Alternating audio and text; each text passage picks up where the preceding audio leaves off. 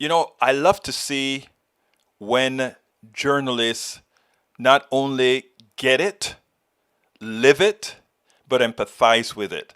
And this is exactly what we have with Stephanie Ruhle with regards to COVID-19 and how it's being handled in its entirety by the government. Check this out, then we'll take it on the other side. I want you to know I did all the right things. I wore a mask, I kept my distance, but still I got COVID. And I realized that doing the right thing isn't enough. Our federal government isn't giving the incentive or the punitive consequences to influence the decisions we're making every day. Here's the truth. Millions cannot afford to deal with the virus, and millions more refuse. And we don't have a vaccine yet. This virus isn't over, and now is not the time to get complacent. Please, this is our reality. And what is most concerning is that our government is doing very little to make these guidelines any easier to follow.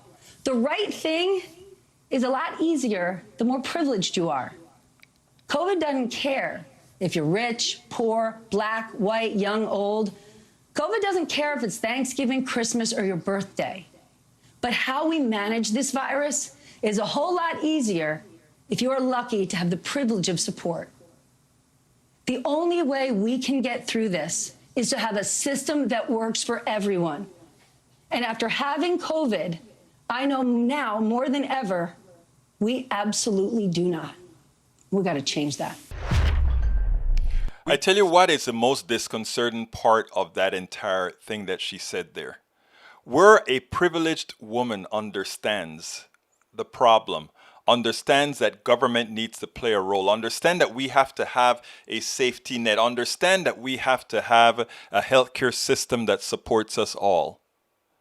And unfortunately, many of the people that are fighting against making the progress to attain that, to ensure that what we're suffering under COVID-19 right now, where we could have good support from a good social safety net, from a rich country who can afford to do it. Most of the people that are stopping that progress are those influenced by that plutocracy, that have them believing that supporting policies that will make life better for them is somehow something that is socialist or something that is communist or something that they don't want.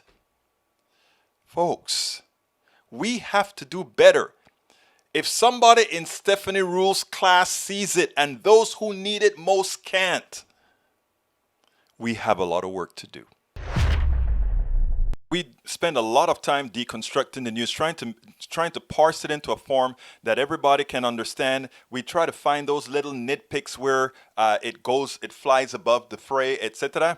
If you really like these videos that we do, I want to ask a big favor. Please go ahead. Number one, subscribe to our channel. And number two, please join if you can. Thank you so kindly for watching. Keep watching. Please remember to share. We must populate the entire internet with our progressive message, a message that we know is what most Americans say that they want. So help us, please join.